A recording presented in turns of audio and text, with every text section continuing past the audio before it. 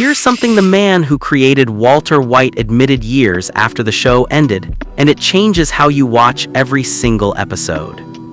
Vince Gilligan, the writer, the one who created Walter White, said this: "When I think back on Breaking Bad, I realize I didn't really understand Walter White's character until season 4. Read that again? The person who invented him, who wrote his every word for 4 straight years, didn't fully understand his own character until the show was more than halfway over." So here's the unsettling part. If the writer didn't understand Walt for 4 seasons, then for 4 seasons Walter White was hiding something, not just from his wife, not just from the DEA. He was hiding it from the man holding the pen. And once you know what he was hiding, you can never watch this show the same way again. Let me show you. Every fan can quote the excuse, 4 seasons of it. "I did it for my family." Walt says it so many times it becomes the show's mantra. He's dying of cancer, he has no money, he wants to leave something behind. It's the story he tells Skylar, it's the story he tells himself. And for a long time, it's the story we believe too. But watch what happens in the final episode. Skylar, exhausted, says, "If I have to hear one more time that you did this for the family." And Walt stops her, and for the first time in 5 seasons, he tells the truth. "I did it for me, I liked it, I was good at it, and I was alive." That's the whole show, right there in 11 words. Here's what makes it land so hard. Gilligan didn't write Walt as a good man who slowly turned bad. In interviews, he described a phrase that stuck with him for years. Someone once described a person to him as the piece of shit at the center of the universe. And Gilligan said, that's Walt. He does not see himself as the piece of shit. He sees himself as the center of the universe. The family excuse was never the real reason. It was the anesthetic. It's what let Walt do monstrous things while still looking at himself in the mirror every morning. And that's the thing the director is really telling you here. The most dangerous lies aren't the ones we tell other people. They're the ones we need just to survive our own reflection. Now here's the piece of backstory that explains everything, and the show barely tells you about it directly. Before he was a high school teacher, Walter White co-founded a company, Gray Matter Technologies. He built it with his best friend and his girlfriend at the time, Gretchen. The name itself is a fusion of 2 surnames, Schwartz, which means black in German, and White. Black plus white makes gray. Walt was literally half of it. That company went on to be worth over $2 billion. In Walt's share of it, he sold it for $5,000. Let that sink in, $2 billion of company. He walked away for $5,000 and then spent the rest of his life as a man who couldn't afford his own cancer treatment, teaching bored teenagers who didn't respect him, watching his former partners get rich and famous off the field he helped invent. Now the version Walt tells himself is that he was cheated, robbed, cut out. He carries that resentment like a wound for decades. But here's what Gilligan revealed, and it's the whole psychological key. It wasn't true. Most viewers assume Walt got ripped off. I never actually saw it that way. The truth, Walt chose to leave, and Gilligan explained why. He didn't realize the girl he was about to marry was so very wealthy, came from such a prominent family, and it kind of blew his mind and made him feel inferior. And he overreacted. He just checked out. Sit with that for a second.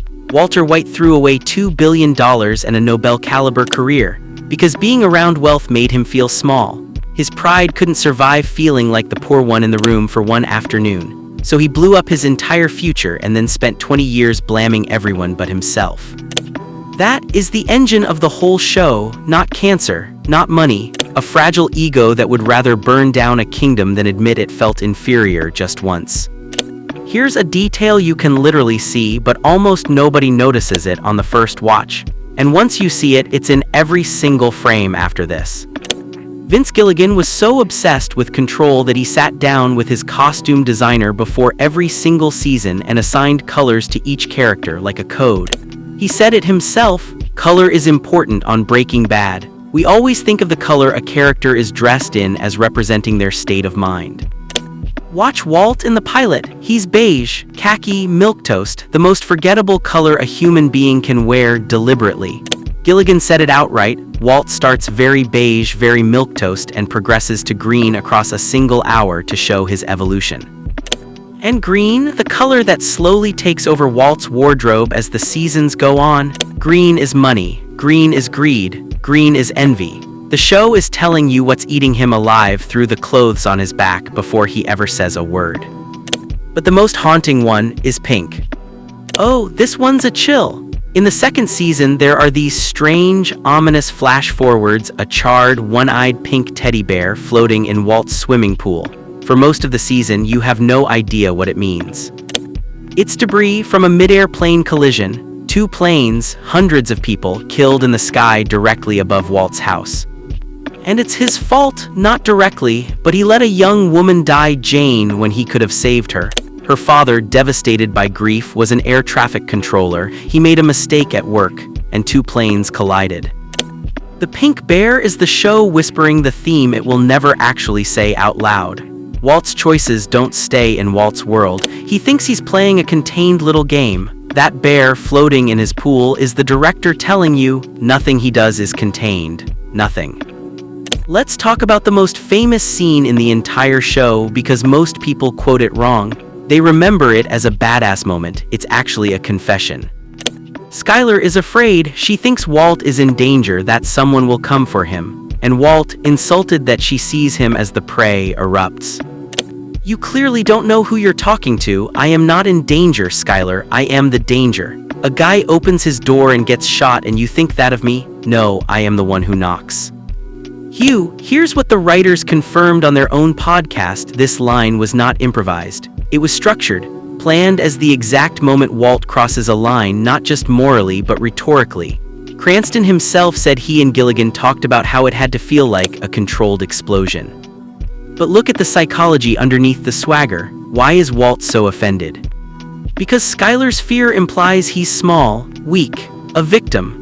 And if there is one thing Walter White cannot tolerate, the thing we already established all the way back at Gray Matter, it's being seen as less than. He would rather be feared as a monster than pitied as a man. That's not a drug dealer talking. That's the terrified chemistry teacher from the pilot, the one scrubbing tires while his own students laughed at him, finally screaming "I matter" at the top of his lungs. The monster isn't the opposite of the sad little man. The monster is the sad little man, finally allowed to feel big. And here's the detail that proves it was never really about the money. The fact the show gives you but hopes you'll rush right past it. Very early on, before almost any of the bloodshed, Walt is offered a way out. His old Gray Matter partners, the wealthy ones, offer to pay for his cancer treatment. All of it, every single cent, no strings attached. It solves the entire stated problem. The family is provided for. The medical bills vanish. If Walt truly did it for the family, the story ends right here. Season 1, with a grateful handshake. He says no. Because accepting help would mean admitting they succeeded and he didn't. That their money, built on chemistry he helped create, was necessary to him. That he was, in that exact moment, the inferior one. And Gilligan, years later, said the coldest thing a creator has ever said about his own protagonist. The further away I get from Breaking Bad, the less sympathy I have for Walter. He got thrown a lifeline early on.